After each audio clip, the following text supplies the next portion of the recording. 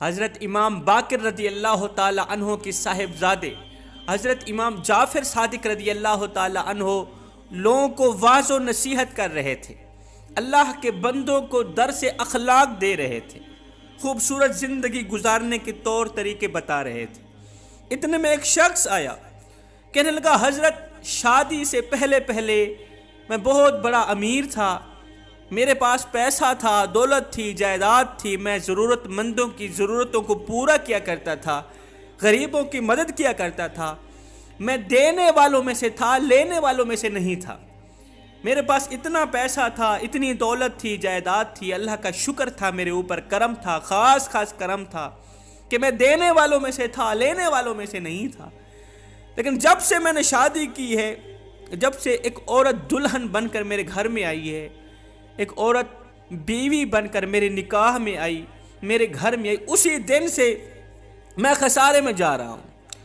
میں نے کافی غور کیا ہے، جب سے وہ عورت میرے نکاح میں آئی، جب سے وہ عورت دلہن بن کر میرے گھر میں آئی، اسی دن سے میں خسارے میں جا رہا ہوں، دن بدن نقصان کی طرف جا رہا ہوں۔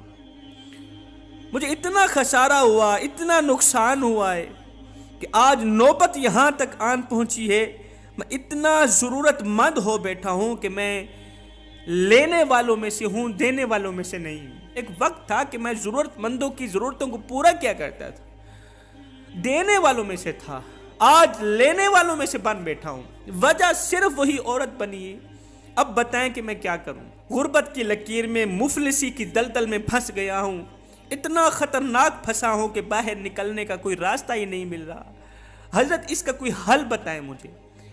حضرت امام جعفر صادق رضی اللہ تعالی عنہ نے اس شخص کے کندھے پہ ہاتھ رکھا، فرمانے لگے، اے شخص، اے اللہ کے بندے، جس عورت میں یہ 5 عادتیں پائی جاتی ہیں نا، اس عورت کا غربت کے ساتھ گہرا تعلق ہوتا ہے۔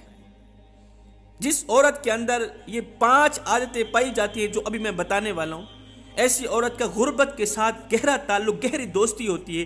جہاں جہاں یہ عورت جاتی ہے، غربت بھی اس کے ساتھ ساتھ جاتی ہے۔ ایسی عورت بڑے بڑے امیروں کو بھکاری بنا دیتی ہے، بڑے بڑے بادشاہوں کو بھکاری بنا دیتی ہے۔ جس کے گھر جاتی ہے وہ گھر غربت کی دلدل میں پھنس جاتا ہے۔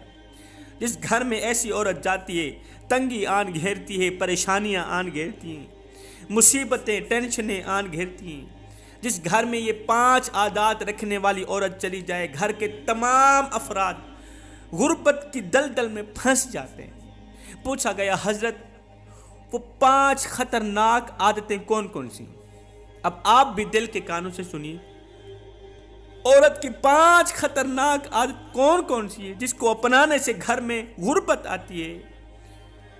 حضرت امام جعفر صادق رضی اللہ تعالی عنہ نے فرمایا، نمبر 1، ناپاکی کی صورت میں کام کرنے والی عورت، کھانا بنانے والی عورت، کھانا کھلانے والی اور کھانے والی عورت، ناپاکی کی صورت میں۔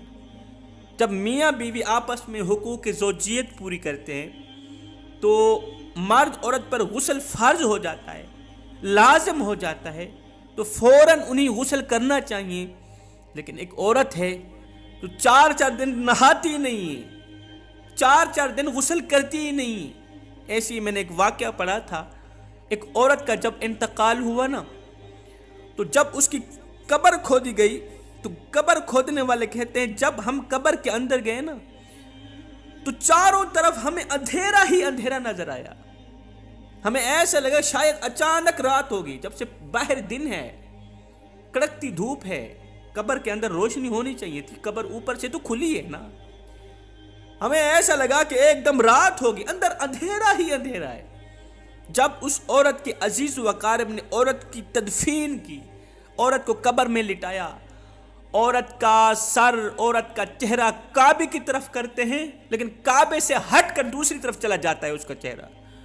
عورت مری پڑی ہے، اس کے اندر روح نہیں ہے، قوت طاقت نہیں ہے، لیکن اس کا چہرہ جیسے ہی کعبے کی طرف کرتے ہیں، اس کا چہرہ پھر جاتا ہے، دوسری طرف ہو جاتا ہے، کعبے کی طرف جاتا ہی نہیں۔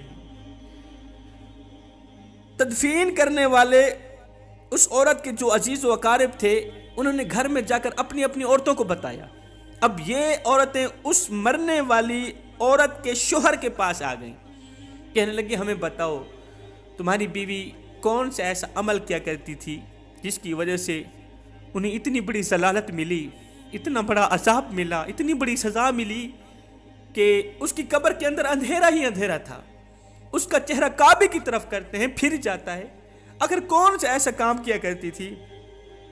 شوہر نے بتایا میری بیوی کے اندر اور تو گناہ کوئی نہیں تھا، اور تو کمی کوئی نہیں تھی، ہاں ایک خطا کیا کرتی تھی، ایک کمی کیا کرتی تھی، اس میں ایک عادت تھی، مجھے یقین ہے کہ اسی عادت نے اس کو ضلالت کا ہار پہنایا، اسی ایک گندی عادت نے اس کو ذلیل و رسوا کر دیا، اسی ایک عادت نے قبر کو جہنم کے گڑھوں میں سے گڑھا بنا دیا۔ کون سی عادت تھی؟ وہ عادت یہ تھی کہ جب ہم دونوں ملتے تھے، حقوق زوجیت پورے کرتے تھے نا، تو میں فوراً غسل کر لیا کرتا تھا، میری بیوی 4 دن غسل کرتی ہی نہیں تھی، ناپاکی کی صورت میں کھانا بنانا، ناپاکی کی صورت میں بچوں کو دودھ پلانا، بس یہی عمل اللہ تعالیٰ کو اتنا ناپسند تھا، اتنا ناپسند آیا کہ قبر اس کے لیے جہنم کے گڑھوں میں سے ایک گڑھا بن گئی۔ تو اے اسلام کی مقدس شہزادی ہو، اگر تم چاہتی ہو کہ تمہاری قبر کے اندر نور ہو، جنت کی تمام کھڑکیاں کھول دی جائیں، تو خدا را اس گندی عادت سے بچ جانا۔ تو حضرت امام جعفر صادق رضی اللہ تعالیٰ عنہ فرماتے ہیں عورت کی 5 عادتیں ایسی ہیں جو گھر میں غربت لاتی ہیں۔ پہلی عادت ناپاکی کی صورت میں کھانا بنانا، دوسری عادت غیبت کرنا، وہاں کی سن کر یہاں لگانا، یہاں کی سن کر وہاں لگانا، پھر دونوں بھائیوں کو آپس میں لڑانا، دونوں عورتوں کو آپس میں لڑا کے پھر ان کا تماشا دیکھتی رہنا۔ ہمارے ہاں تو الٹی گنگا بہہ رہی ہے، ایک گھر کی عورت باہر جا کر اپنے ہی شوہر کی غیبت کرنے لگ گئی ہے، اپنے شوہر کے اندر کوئی کمیاں ہیں، کوتاہیاں ہیں۔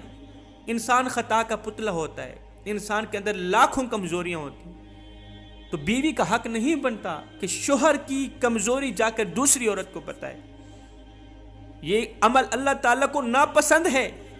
ایسا کرنے والی عورت ساری زندگی نمازیں پڑھتی رہی، اس کی نمازیں قبول نہیں ہوتی، اس کا روزہ قبول نہیں، اس کی حج قبول نہیں، اس کی زکوٰۃ قبول نہیں۔